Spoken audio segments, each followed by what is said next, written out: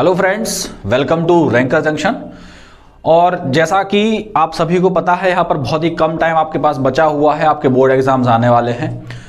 अब अभी तक आपने पढ़ाई कर ही ली होगी और रिवीजन चल रहा होगा, उम्मीद यही है। अगर नहीं चल रहा है तब भी आप अभी भी अच्छा खासा परफॉर्म कर सकते हो, इंपॉर्टेंट टॉपिक्स तो कम से कम कवर कर ही सकते हो।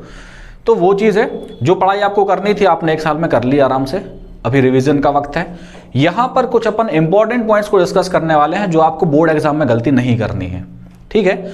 अब गलती करना एक अलग चीज होती है और किन बातों का ध्यान रखना है वो एक अलग चीज होती है। तो कौन कौन सी गलतियां नहीं करनी आपको वो मैंने एक पिछले वीडियो में बताया था, अगर नहीं देखा हो तो देख लेना।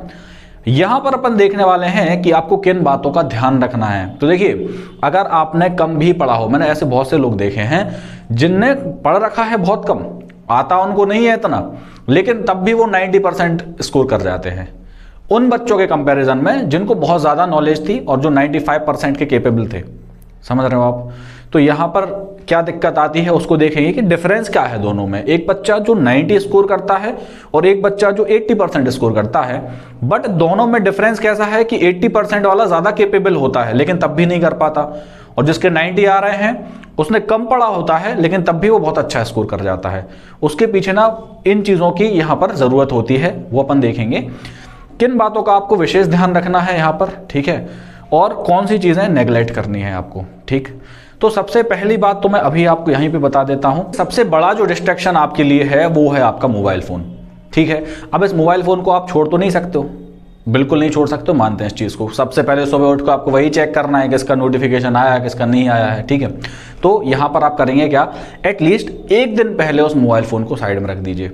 आपका एग्ज़ाम मान लो 10 तारीख को एग्ज़ाम है, तो 9 तारीख को आप वो फ़ोन नहीं चलाएंगे, ठीक है, या बहुत कम चलाएंगे, ठीक है। एटलीस्ट इंस्टाग्राम वगैरह तो ना ही चलाएं। क्यों? क्योंकि इससे देखिए आपको लगता है कि मैंने सिर्फ 5 मिनट 10 मिनट चलाया है, लेकिन वो दिमाग में चीज़ें जब चली जाती है ना, तो वो चीज़ें आपके पेपर में इम्पैक्ट डालती हैं, ठीक है। आपने अभी मान लो आप मोबाइल को छोड़ नहीं पा रहे हो, 1 घंटे 2 घंटे भी नहीं छोड़ पा रहे हो, ठीक है, तो फिर एग्जाम में आपको 3 घंटे बैठना है, माइंड कहीं ना कहीं तो डिस्ट्रैक्ट होता ही है। समझ रहे हो? तो मोबाइल फ़ोन को पहली बात साइड में रख देना, 1 दिन या 2 दिन पहले, जितना आपकी क्षमता हो, कैपेसिटी हो, उस हिसाब से रख दीजिएगा, ठीक है। जो बच्चे बहुत अच्छा कर सकते हैं कंट्रोल खुद पे, उनने तो रख दिया होगा शायद, ठीक है। फिर इसके बाद अपन चलते हैं मेन चीज़ों पे कि आपको क्या करना है और क्या नहीं करना है, उस चीज़ पे अपन डूज और डोंट्स पे यहाँ पर ध्यान दे लेते हैं।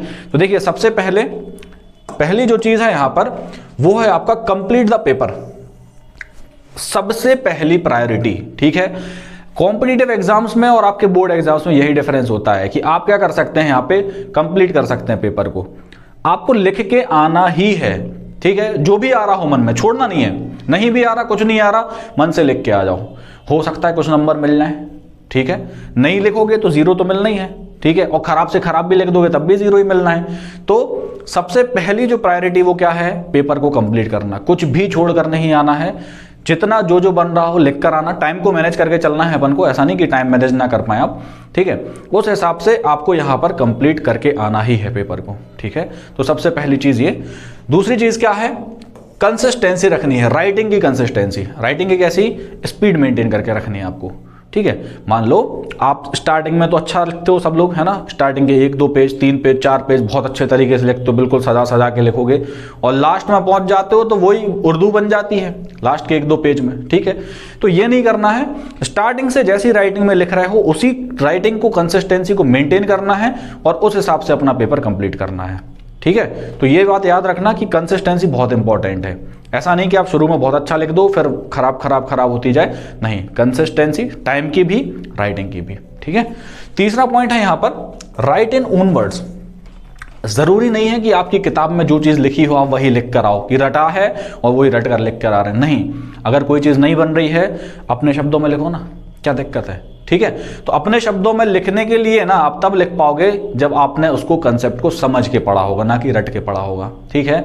तो समझने के लिए क्या करना पड़ेगा आपको, समझने के लिए ना उस कंसेप्ट को ये समझ कर पढ़ना पड़ेगा, फील करना पड़ेगा कि मैं अगर यहाँ होता तो क्या करता। जैसे मान लो आप बिजनेस स्टडी पढ़ रहे हो, तो मैं अगर इस जगह होता तब क्या करता, ठीक है। तो वो चीज़ आपको यहाँ पर करनी है कि अपने शब्दों में आंसर लिखिए, किताब में जो लिखा है वो कोई वो थोड़ी ना है कि यही एक क्राइटेरिया सेट हो गया, ये लिखोगे तभी नंबर मिलेंगे। नहीं, आप अपने शब्दों में अगर कुछ भी लिख दोगे ना, कुछ भी इन द सेंस उस टॉपिक से रिलेटेड कुछ भी लिख दोगे तो नंबर तो मिलने ही है आपको। तो अगर नहीं भी बन रहा तो अपने शब्दों में वहां आंसर लिख कर आइए, नहीं कटते हैं नंबर, अनटिल अनलेस रिलेवेंट होना चाहिए टॉपिक आपका, तो फिर नंबर यहां पर मिलते हैं आपको। ठीक है, तो छोड़ने से तो बेटर है कि अपने शब्दों में लिख दो, राइट। फिर इसके बाद एक और चीज क्या है, प्रेजेंटेशन। बहुत इंपॉर्टेंट चीज है, वेरी इंपॉर्टेंट। क्यों? देखिए, अपने यहाँ पर ना कंटेंट पे ध्यान नहीं दिया जाता, ना ही वो चेकर आपकी कॉपी चेक करने बैठेगा कि आपने क्या क्या लिखा है और एक एक हेडिंग चेक करके अंदर का जो कंटेंट है वो चेक करेगा, नहीं होता है ऐसा। ठीक है, और जब ऐसा नहीं होता तो वो क्या करता है, वो प्रेजेंटेशन देखता है, आपने कितने अच्छे से चीज़ों को लिखा है और कितने अच्छे तरीके से उन चीज़ों को प्रेजेंट किया है, वो देखता है वो। ठीक है, वहीं से ना वो जज कर लेता है आपको, भले ही आपको कुछ नहीं आता हो, ठीक है, लेकिन आपने बहुत अच्छे से प्रेजेंट करके लिखा है उसको, तो आपने हाईलाइट करके लिख दिया, अंडरलाइन कर दिया। ठीक है, तो ये चीजें ना बहुत इंपैक्ट डालती हैं। यहीं से वो समझ जाता है, जो फर्स्ट इंप्रेशन और कहते हैं ना, first impression is the last impression, यहीं से वो समझ जाता है कि आप बहुत होशियार हो, भले ही कुछ नहीं आता जाता आपको, लेकिन आपने जैसा प्रेजेंटेशन बनाया है ना, वो वहीं से वो अपना अंदाजा लगा लेगा और एक आपके दिमाग में सेट हो जाएगी इमेज यहाँ पे कि यार ये पढ़ा लिखा है इंसान, इसको आता है। ठीक है, तो एक प्रेजेंटेशन का ध्यान रखना है और एक आंसर को बड़ा कैसे करना है। भले कम कंटेंट है आपके पास, आप लिख कम रहे हो, बट उसको दिखा बढ़ा रहे हो, ये कला आप में आनी चाहिए। नहीं आती है तो अभी भी सीख लो, टाइम है।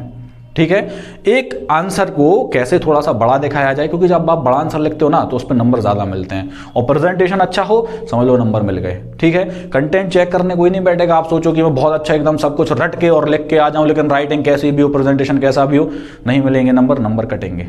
ठीक है, तो प्रेजेंटेशन मैटर्स, है ना, तो आपको इस चीज का याद रखना है कि प्रेजेंटेशन बहुत अच्छा होना चाहिए। ठीक है, तो ये अगर इन बातों का आप ध्यान रखते हो तो डेफिनेटली आपके यहां पर 5 से 10% बढ़ने वाले हैं, गारंटीड। ठीक है, तो इन बातों का ध्यान रखिएगा और उम्मीद है आप गलती नहीं करेंगे एग्जाम में। Best of luck everyone. ठीक है, बढ़िया रहो, आराम से नींद लो अच्छी। ठीक है, 7-8 घंटे की नींद लो आराम से, अच्छा हेल्दी खाना खाओ और टेंशन फ्री हो जाओ। ठीक है, दिमाग को ठंडा रखो, फालतू की चीज़ों में मत उलझो और अच्छे तरीके से एग्जाम में परफॉर्म करो। ठीक है, एक बार बोर्ड एग्जाम हो जाए उसके बाद फिर आप जनरली फ्री ही हो जाते हैं एक प्रकार से। ठीक है, तो यहाँ पर थोड़ा ध्यान दे लीजिए अभी से भी। अगर आप थोड़ा सा वेल मेंटेन्ड अपनी चीज़ों को रखेंगे और कंट्रोल्ड वे में अपनी चीज़ों को करेंगे तो यहाँ से बहुत इंपैक्ट पड़ने वाला है। ठीक है, तो best of luck, thank you.